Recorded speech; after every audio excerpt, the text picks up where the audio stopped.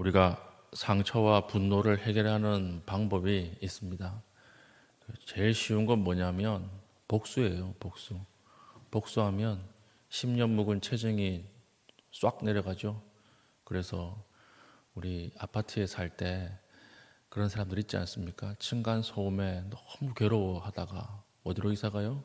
그 윗집으로 이사 가잖아요. 돈 더 주고. 왜 그렇습니까? 복수하려고. 그때부터 이제 복수의 서막이 시작이 되는 거죠.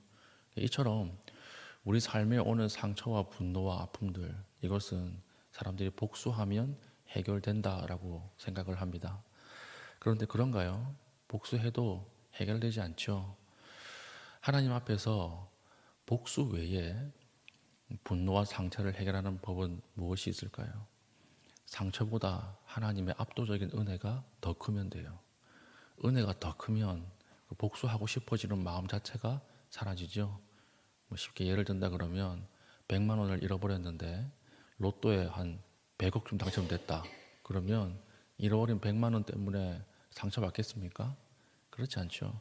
하나님께서 우리의 상처와 분노를 해결하실 때 하나님이 쓰시는 방법은 이 방법이에요. 후자예요. 압도적인 은혜를 내려주시는 거예요.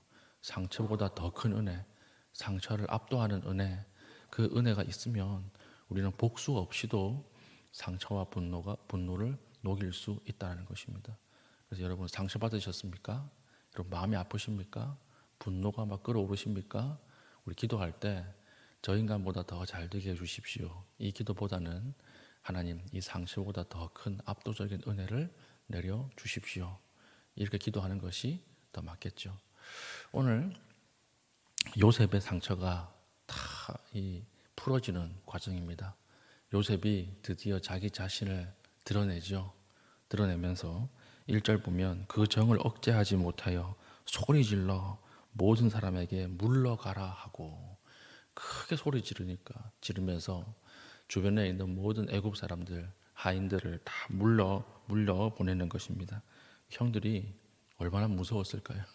갑자기 총리가 소리를 지르니까 너무 무서웠을 텐데 그때 아무도 없을 때 요셉이 2절 큰 소리로 우니 얼마나 크게 울었는지 그 바로 궁 안에 있는 모든 애굽 사람들이 다 들을 정도로 크게 울었어요. 이 울음은 어떤 울음일까요? 그동안에 자신이 했던 고생이나 아니면 자신이 가지고 있던 어떤 마음의 상처에 대한 어떤 드러남이겠죠. 이게 폭발한 거예요. 서러움이 폭발하고 형님들 앞에서 그냥 자기 자신을 무장해제시키는 그런 울음이었을 것입니다. 그러면서 3절 요셉이 그 형들에게 이르되 나는 요셉이라 자기를 드러내죠. 이때가 형님들과 헤어진 지 몇 년 지났을 때일까요? 22년 지났을 때입니다. 22년 만에 형들을 처음 만나는 거예요. 듣는 형들의 입장에서는 지금 총리가 무슨 말을 하는가 그렇게 생각하지 않았겠습니까? 지금 이 사람이 무슨 말을 하는 건가? 요셉이라고? 요셉이라고? 그 요셉? 이럴 거 아니에요? 나는 요셉이라. 그러니까 3절 마지막 절 보십시오. 내 아버지께서 아직 살아 계시나이까? 물어보니까 형들이 그 앞에서 대답은 못하고 놀라서 대답하지 못하니라. 놀라는 거예요. 깜짝 놀라는 거예요. 그러면서 4절부터 요셉이 자신이 겪어왔던 아픔과 상처를 이야기하는데 참 신기한 게요. 분노가 없어요. 복수하겠다는 마음이 없어요. 자신의 과거를 하나님 안에서 새롭게 해석합니다. 어떤 해석입니까? 5절 당신들이 나를 이곳에 팔았다고 해서 근심하지 마소서, 한탄하지 마소서. 당신들이 판 요셉입니다. 이 말이 암호죠. 왜냐하면 팔았다라고 하는 것은 아무도 몰라요. 형들 외에. 아버지에게도 팔았습니다 라고 대답한 것이 아니라 찢겨 죽었습니다 이렇게 이야기했거든요. 그러니까 지금 형들의 마음 안에는 요셉을 팔아서 죽였다라고 하는 죄책감이 있는데 이 사실은 아무도 몰라요. 자기들밖에 몰라요. 근데 지금 요셉이 그 증거로 그 암호로 판 요셉입니다 이렇게 대답을 하는 거예요. 그러니까 당신들이 나를 팔았다고 해서 근심하지 마소서. 이 말은 무슨 뜻일까요? 복수하겠다는 마음이 없겠다는 거예요. 내가 형들을 복수하지 않겠습니다. 이 말이에요. 그러면서 해석을 하는데 하나님이 생명을 구원하시려고 나를 당신들보다 먼저 보내셨나이다. 형들이 나를 팔았습니다. 이게 아니고요. 하나님이 보내셨다고 해석을 하는 거예요. 오늘 주어가 누구예요? 하나님이에요. 내가 팔려간 수동태가 아니라 어쩔 수 없이 팔려가서 내가 그 고생했습니다. 이게 아니고요. 하나님의 큰 뜻과 목적이 있어서 하나님이 나를 애굽으로 보내신 것입니다. 이렇게 해석을 하는 것입니다.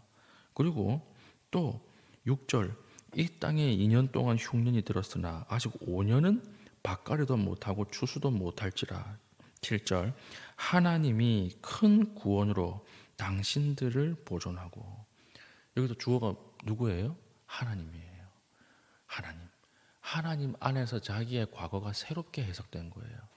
여기 하나님이 큰 구원으로 했잖아요. 그냥 구원도 아니고 큰 구원. 이 구원이 어떤 구원일까요? 11절이죠. 11절 흉년이 아직 5해가 있으니 내가 거기서 아버지를 봉양하리이다. 아버지와 아버지의 가족과 아버지께 속한 모든 사람에게 부족함이 없도록 하겠나이다.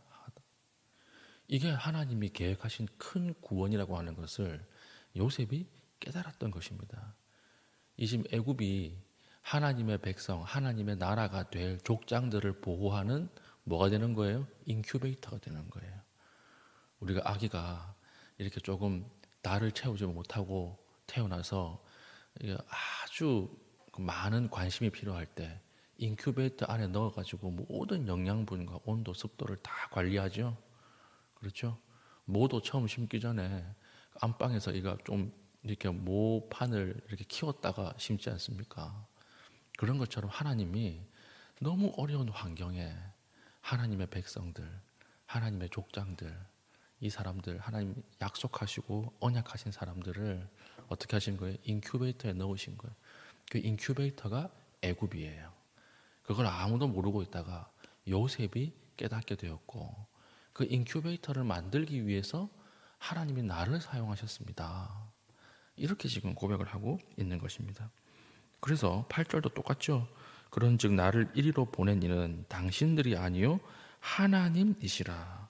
하나님이 나를 바로에게 아버지로 삼으시고 그 온 집의 주로 삼으시며 애굽 온 땅의 통치자로 삼으셨나이다. 지금 자신의 과거가 분노와 상처가 아니고요. 하나님 안에서 새롭게 해석되는 거예요. 이게 상처를 녹이는 하나님의 은혜입니다. 압도적인 은혜. 이 상처를 녹이는 하나님의 압도적인 은혜는 무엇이 있을까요? 이걸 보면 해석하는 능력이에요. 해석하는 능력. 사건을 바라보지 않고 그 사건 뒤에 있는 하나님의 뜻을 해석하는 능력. 이게 하나님이 우리에게 주시는 은혜 중에 참 귀한 은혜예요. 결국 우리의 인생은 무엇이 바꿀까요? 사건이 바꾸는 것이 아닙니다. 해석이 바꾸는 거예요. 똑같은 사건을 겪었지만 어떤 사람은 극단적인 선택을 하고요. 어떤 사람은 전혀 다른 행동을 해요.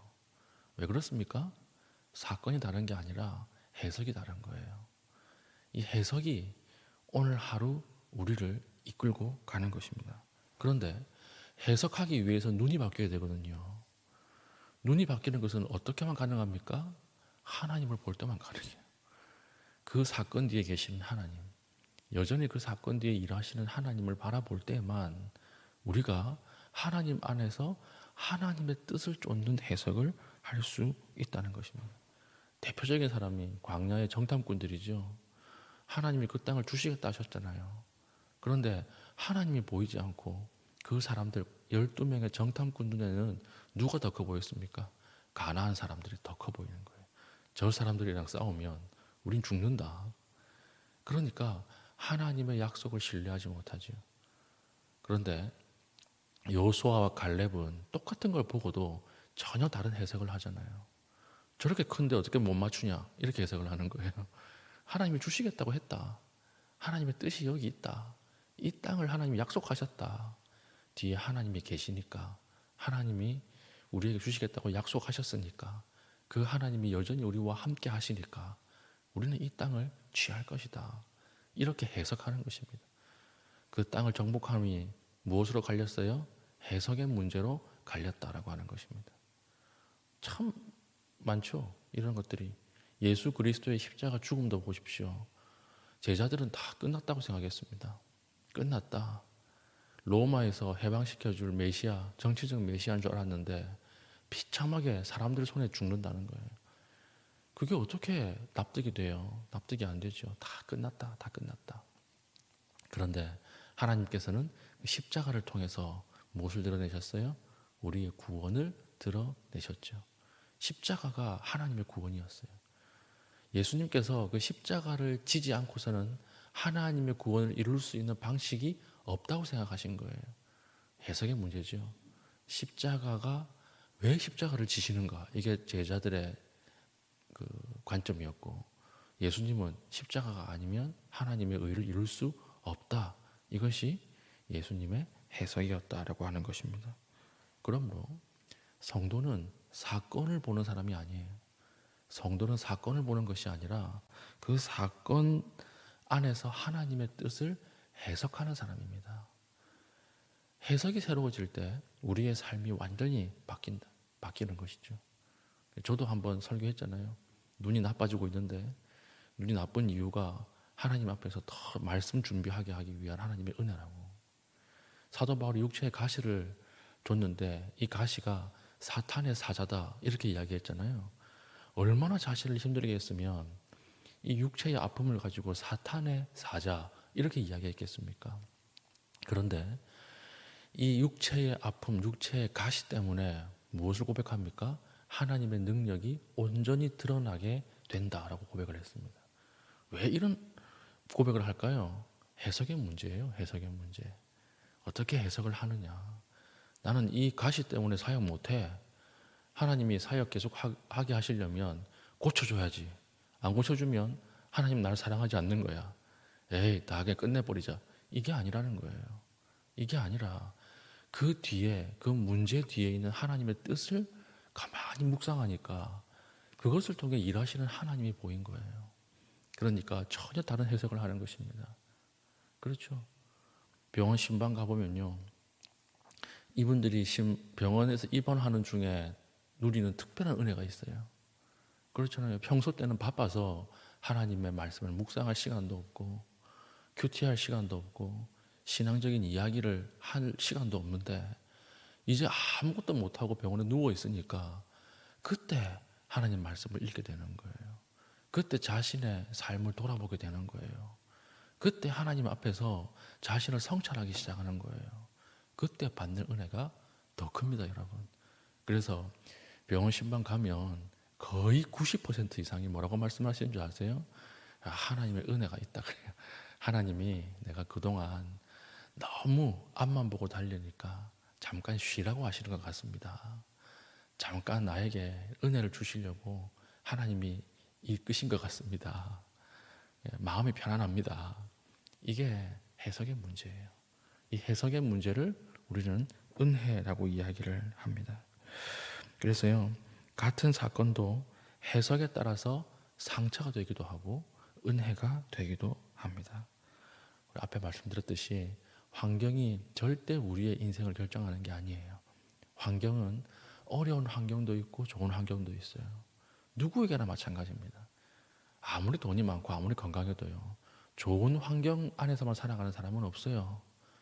다 환경은 파도처럼 어려움이 오고 아픔이 와요. 문제는 해석이에요. 그래서 사탄은 우리에게 뭘 먼저 보여주는 줄 압니까? 사건만 보게 만드는 거예요. 사탄은 사건만 보게 만들어요. 왜 하필 나에게? 왜 지금 이 시간에 이런 일이 생겼는가? 그러나 하나님은 사탄이 주는 사건을 하나님은 해석하십니다. 성령을 통하여 말씀 안에서 기도하는 가운데 해석되게 하세요. 하나님의 뜻이 있겠구나. 하나님이 이 일을 통해서 일하시겠구나. 하나님이 이 일을 통해서 다른 일들을 계획하시겠구나. 그 일 때문에 오늘 내가 이 일을 당한 것이구나. 해석하게 하는 능력이 있다는 것입니다. 오늘 요셉의 상처가 녹아내리는 과정, 해석의 과정이었어요. 전부 다 이해되지 않았던 일들이 왜 나에게 이런 일이 벌어졌는가? 왜 나는 이런 형님들을 만났는가? 나는 왜 이런 집안에서 태어났는가? 그 분노와 상처가요, 하나님 안에서 새롭게 해석될 때 전혀 독소를 남기지 않고, 독을 남기지 않고, 분노하지 않고, 복수하지 않고 그 인생이 하나님 앞에서 사용되는 것을 바라봅니다. 우리의 삶 속에도 이런 은혜가 있기를 축복해요.